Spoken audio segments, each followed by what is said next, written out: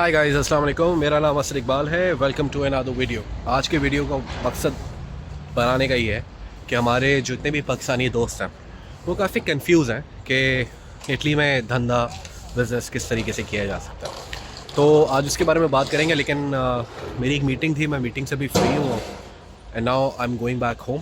और बैटरी थोड़ी सी डाउन है तो घर जाते हैं। घर जाके मैं फिर आपको प्रॉपर इस पर एक्सप्लेन करता हूँ कि अगर आपने यहाँ पे धंधा करना है तो उसके लिए क्या क्या चीज़ें रिक्वायर्ड होती हैं और आप किस तरीके से अपना बिजनेस स्टार्ट कर सकते हैं। तो गाइस, वेलकम बैक। मैं घर आ गया हूँ और सीधा आते हैं मुद्दे पे। और मुद्दा ये है कि अगर आपने इटली में बिज़नेस करना है तो क्या चीज़ें आपको किस प्रोसेस से गुजरना पड़ेगा। तो अभी स्टोरी पे आते हैं। सबसे पहले मैं स्टोरी ब्रीफ कर देता हूँ कि कुछ अर्से पहले हमारे एक बहुत ही अच्छे एक क्लाइंट होते थे, क्योंकि मैं बैंक में होता था तो वो मेरे क्लाइंट होते थे। उन्होंने मुझे एक ऑफ़र किया कि असद, हम लोग यूरोप में अपना बिज़नेस स्टार्ट करना चाह रहे हैं और वो मुझे कोई पोजीशन उसमें देना चाह रहे हैं उस कंपनी में। तो मैं बड़ा एक्साइटेड हो गया। उन्होंने बोला कि यार बिज़नेस है तो आप जो है वो बिज़नेस लुक आफ्टर करें एंड रादर देन आप कहीं और पे काम करें, तो मैं चाहता हूँ कि आप हमारा बिज़नेस जो है वो यूरोप में स्टार्ट करें। तो मैंने उस पर थोड़े रिसर्च करना स्टार्ट किया और उस प्रोसेस के अंदर लग गया। ये मेरे पास ऑफ़र आई थी समवेयर अराउंड दिसंबर, तो तकरीबन 4 महीने हो गए। उस केस के लिए, उस चीज़ को प्रोसीड करने के लिए मैं डिफरेंट लॉयर से मिला। और क्योंकि जब भी आप यहाँ पे बिज़नेस करते हैं, बेहतर एडवाइस यही मैं दूँगा कि आप जो है वो यहाँ पे जितने भी टैक्स कंसल्टेंट हैं या जो भी कंपनी परफॉर्म करेंगे उनको एवाकातो का नाम दिया जाता है।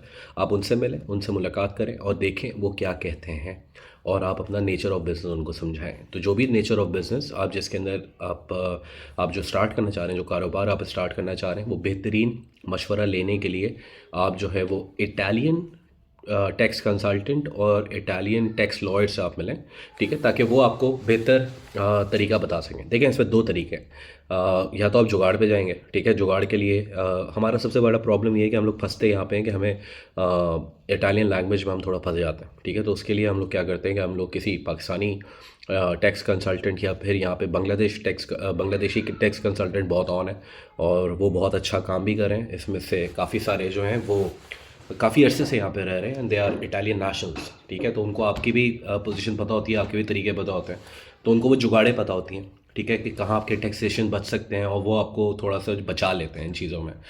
लेकिन मैं आपको ये प्रेफर करता हूँ कि गो विद इटालियन कंसल्टेंट और Italian tax lawyer, just because उनको अपने मुल्क का कानून पूरा पता होता है। और उनकी फ़ीस थोड़ी ज़्यादा होती है, कंपैरेटिवली उनकी फ़ीस ज़्यादा होती है बांग्लादेशी हमारे जो टैक्स कंसल्टेंट है। क्योंकि मैं बांग्लादेशी बार बार इस वजह से बोल रहा हूँ क्योंकि I met few of them, ठीक है। मेरी तकरीबन 2 से 3 मुलाकातें हुई हैं यहाँ पे जो डिफरेंट बांग्लादेशी टैक्स कंसल्टेंट्स हैं उनसे। और I got few mixed responses. कुछ चीज़ों में टोपी ड्रामे हो रहे थे, मुझे घुमाने की कोशिश कर रहे थे, तो मैं थोड़ा सा अवॉइड किया मैंने उनको। और मैंने प्रेफर किया कि मैं इटालियन टैक्स कंसल्टेंट से मिलूँ और वहाँ से उनकी खिदमत हासिल करूँ।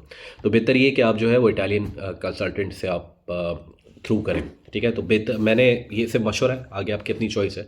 पैसे थोड़े ज़्यादा लगेंगे लेकिन काम सीधा हो जाएगा, तो मैं तो आपको यही एडवाइस करूँगा।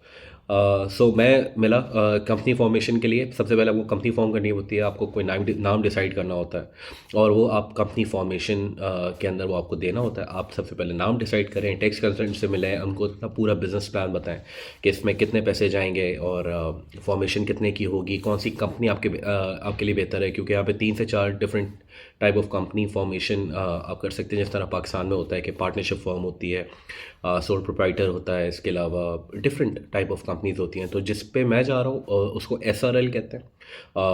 इटालियन में थोड़ा सा मुश्किल नाम है तो उसको छोड़ दें, SRL कहते हैं बेसिकली। और SRL भी है, वो 2 टाइप्स की होती हैं, एक लिमिटाता होती है और एक बड़ी वाली होती है। तो हम लोग नॉर्मली लिमिटाता पे जाते हैं, इतनी कोई मसला नहीं है, आप उसमें ही अच्छा बड़ा कारोबार कर सकते हैं। अगर आपका बिज़नेस ग्रो करे भी तो आप फिर उसको एक्सपेंड कर सकते हैं या चेंज कर सकते हैं। तो आपको एक SRL कंपनी चाहिए होती है। SRL company is very mandatory. वो आपकी SRL कंपनी होगी, उसके बाद जैसे ही आपके पास कंपनी फॉर्मेशन की रिक्वायर्ड डॉक्यूमेंट्स आपको आपके जो कमर्शियलिस्टा है वो एवोकातो और कमर्शियलिस्टा जो है, कमर्शियलिस्टा भी it's like your commercial manager. मतलब आप अगर आप कभी भी बिज़नेस स्टार्ट करते हो आपको कमर्शियलिस्टा की असिस्टेंस चाहिए होती है, क्योंकि वही आपका ईवा जो आपके टैक्सेशन के मैटर्स होता है वही देखता है। तो आप ये सारा प्रोसेस करेंगे, आप इसको जब आप अपनी फॉर्मेशन के लिए उनको चीज़ें दे देंगे, अपने डॉक्यूमेंट्स प्रोवाइड कर देंगे, आपके पास यहाँ पे रेजिडेंसी होना ज़रूरी है। अगर आप यहाँ के रेजिडेंट हैं तो आप वो डॉक्यूमेंट्स उनको अटेस्ट करके देंगे और वो वहाँ से आपका नेक्स्ट प्रोसेस स्टार्ट करेगा फॉर्मेशन का। उसके अंदर वो अप्रूवल्स लेगा कोर्ट से और ये सारी चीज़ें। बैक एंड पे जो प्रोसेस है वो आपका एवोकातो और कमर्शियलिस्ता ही करेगा। और आपका या तो आप प्रतीता ईवा पे जाएंगे, प्रतीता ईवा टैक्सेशन का मामलात होते हैं और आपको प्रतीता ईवा खुलवाना होता है, तो ये सब आपका जो कमर्शियलिस्ता है वही लेगा। नॉर्मली पैसे कितने लगते हैं कंपनी फॉर्मेशन में? It depends. 6,000 यूरो, 3 से 6,000 यूरो के बीच में आपका खर्चा आएगा। But again it depends on the company formation कि वो कौन सी कंपनी आपके लिए फॉर्म करना जा रहा है। और ये बढ़ भी सकते हैं पैसे, क्योंकि नॉर्मली होता क्या है कि अगर आपके पास फॉर एग्जांपल फिजिकल एग्जिस्टेंस नहीं है दफ्तर की, तो वो आपको उनका जो ऑफिस का एड्रेस होता है वही आपका ऑफिस का एड्रेस डाल देते हैं। फिर जितनी भी आपकी मेल वगैरह या कोई भी डाक वगैरह आती है वो उन्हीं के एड्रेस पे आती है। तो मेलिंग एड्रेस बहुत ज़रूरी है। अक्सर लोग अपने घर पे ही करा लेते हैं, नॉट एडवाइजेबल, घर पे ना कराएं, ऑफिस होना ज़रूरी है। अगर ऑफिस का एड्रेस आपका नहीं है तो आप उसको रेंट पे भी ले सकते हैं। जो आपका कमर्शियलिस्ट है वो रेंट पे भी ये फैसिलिटी देते हैं कि आप अपना एड्रेस उनका एड्रेस जो है अपने एड्रेस पे लिखवा सकते हैं।